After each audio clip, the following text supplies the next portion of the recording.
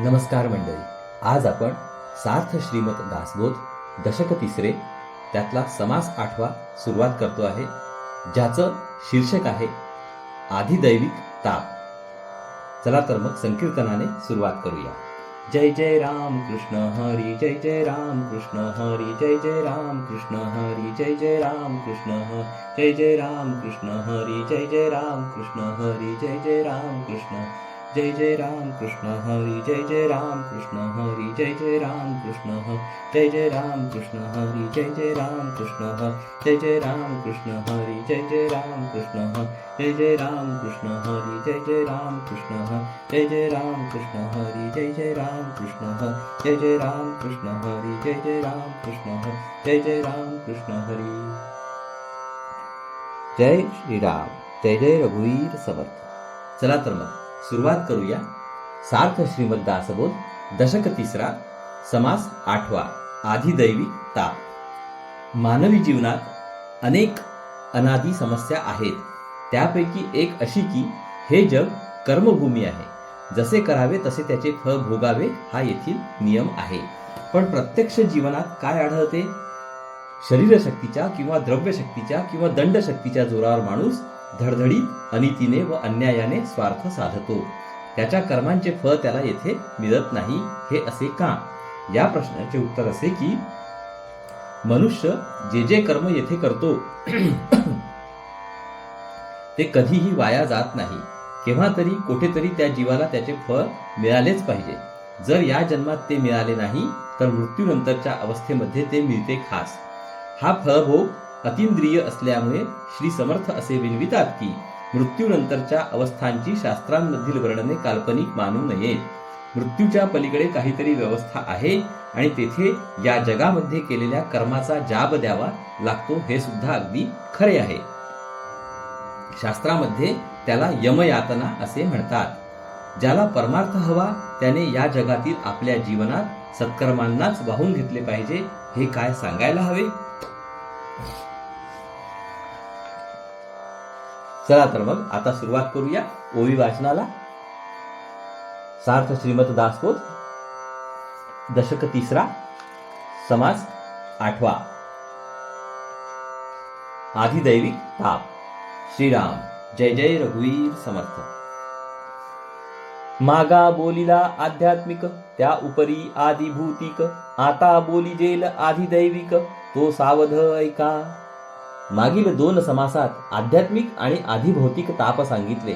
आता आधिदैविक ताप सांगतो, ते सावधपणे ऐका. आता येथे एक श्लोक आलेला आहे, त्याचा आपण अर्थ जाणून घेऊया.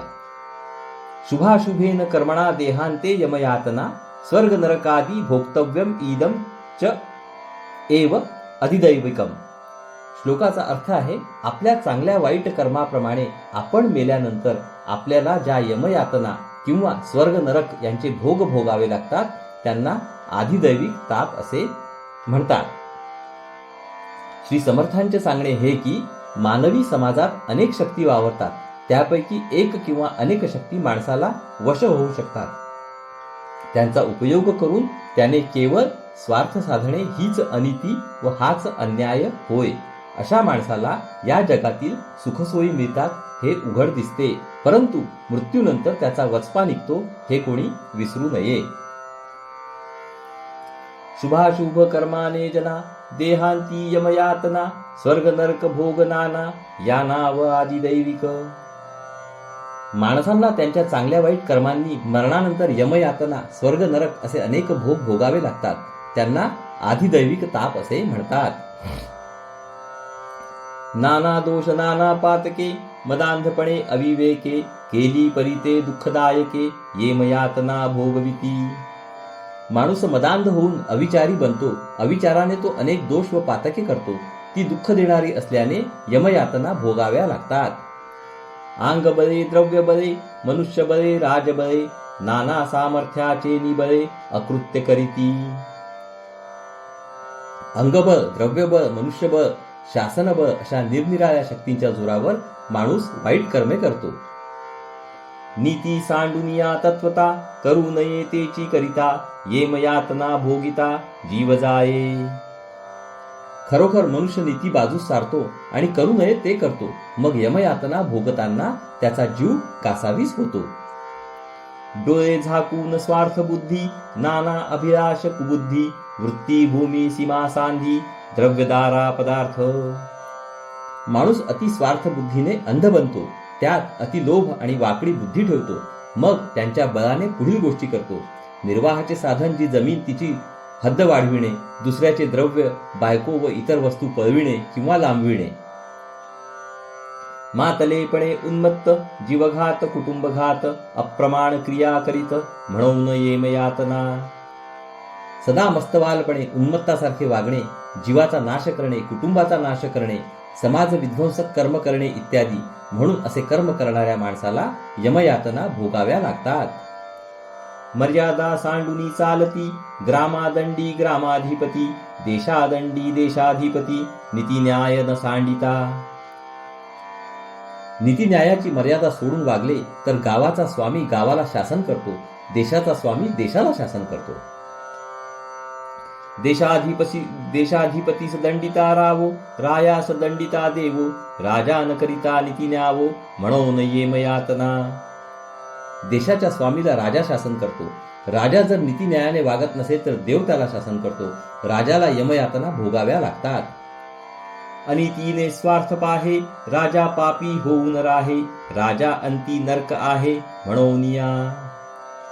जो राजा अनितीने स्वार्थ साधतो तो पापी बनून राहतो, त्याचे पाप साचत जाते, म्हणून तो मेला व राज्य संपले की त्याला नरकवास मिळतो.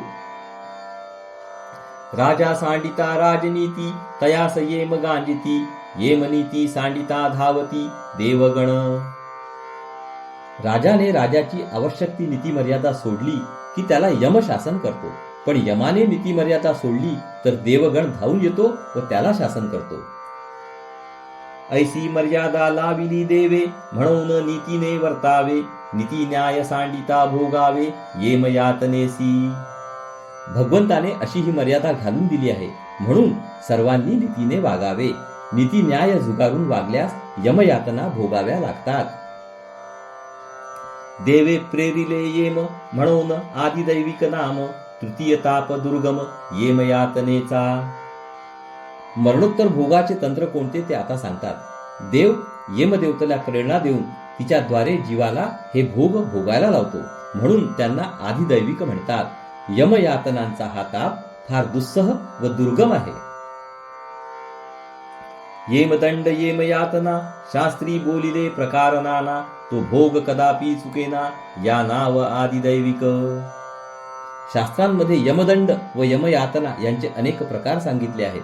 तो भोग कधीही चुकविता येत नाही, यासाठी त्याला आदिदैविक म्हणतात. येमयातनेचे खेद, शास्त्री बोलिले विशद, शेरीरी घालून अप्रमाद, नाना प्रकारे.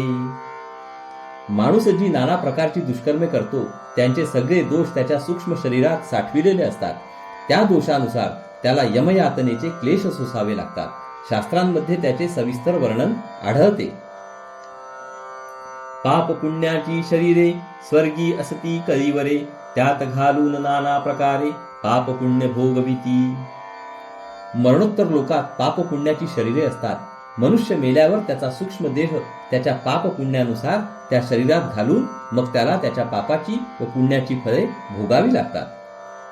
नाना पुण्ये नाना विलास, नाना दोषे यातना कर्कश, शास्त्री बोलिले अविश्वास, मानूच नये.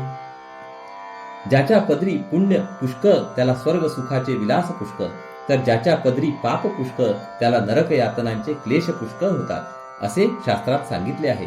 त्यावर अविश्वास धरू नये, त्यामध्ये तथ्य आहे. यमयातना म्हणजे काय क्लेश असतात त्याचे थोडेसे प्रत्यक्ष वर्णन सांगतात. वेदाज्ञेने न चालती, हरिभक्ती न करीती, त्यास यमयातना करीती, या नाव आदिदैविक. जे वेदाज्ञा पाळीत नाहीत, हरिभक्ती करीत नाहीत, त्यांना यमयातना भोगाव्या लागतात.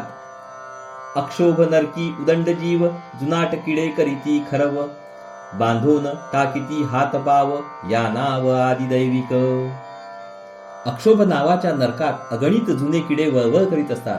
पापी माणसाला यम त्यामध्ये हातपाय बांधून फेकतो. उद्दंड पैस लहान मुख, कुंभाकार कुंड एक, दुर्गंधी उकाळा कुंभपाक, या नाव आदिदैविक. काही पापी जीवांना कुंभपाकात टाकतात. कुंभपाक म्हणजे अगदी लहान तोंडाचे पण आत मोठी जागा असलेले मडक्यासारखे कुंड. त्या कुंडात अत्यंत उकाडा व दुर्गंधी असते.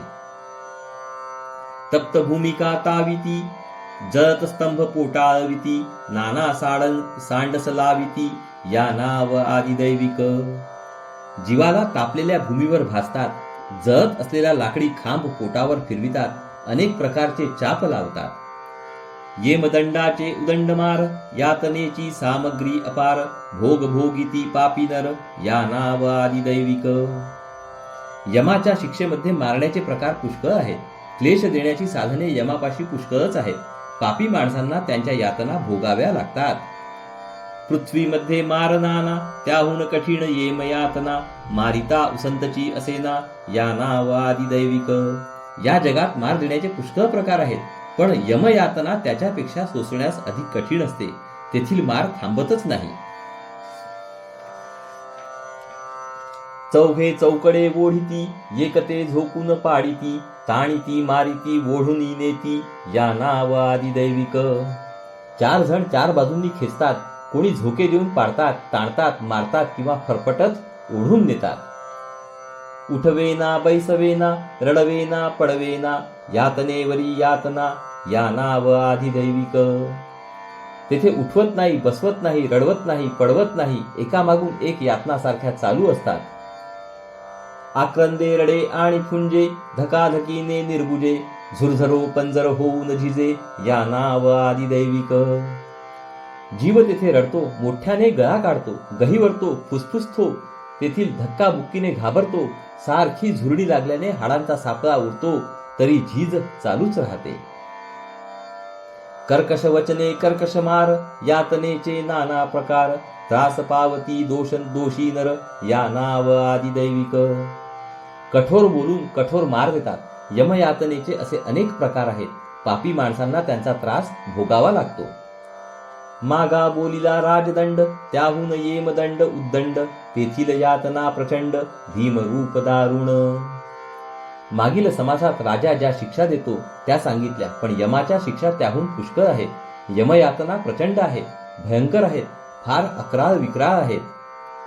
आध्यात्मिक आदिभूतिक, त्याहुनी विशेष आदिदैविक, अल्पसंख्येते काही एक, कळावया बोलिले.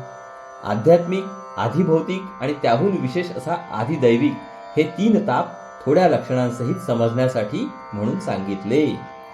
इति श्रीदासबोधे गुरुशिष्य संवादे आदिदैविक तापनाम समास 8वा. याप्रमाणे इथे आपला समास 8व्याचं वाचन समाप्त झालेलं, पूर्ण झालेलं आहे. हरिओम तत्सत, हरिओम तत्सत, हरिओम तत्सत. हरे कृष्ण कृष्ण कृष्ण हरे हरे, हरे राम राम राम हरे हरे, हरे कृष्ण कृष्ण कृष्ण हरे हरे, हरे राम राम राम हरे हरे, हरे कृष्ण कृष्ण कृष्ण हरे हरे, हरे राम राम राम हरे हरे, हरे कृष्ण कृष्ण कृष्ण हरे हरे, हरे राम राम राम हरे हरे, हरे कृष्ण कृष्ण हरे हरे, हरे राम राम राम हरे हरे, हरे कृष्ण कृष्ण कृष्ण हरे हरे, हरे राम राम राम हरे हरे. जय योगेश्वर श्री कृष्ण की जय. जय श्रीराम, जय श्रीराम, जय जय रघुवीर समर्थ. चला तर मंडळी, पुढील भागात परत भेटू. नमस्कार. हरिओम हरिओम हरिओम हरिओम.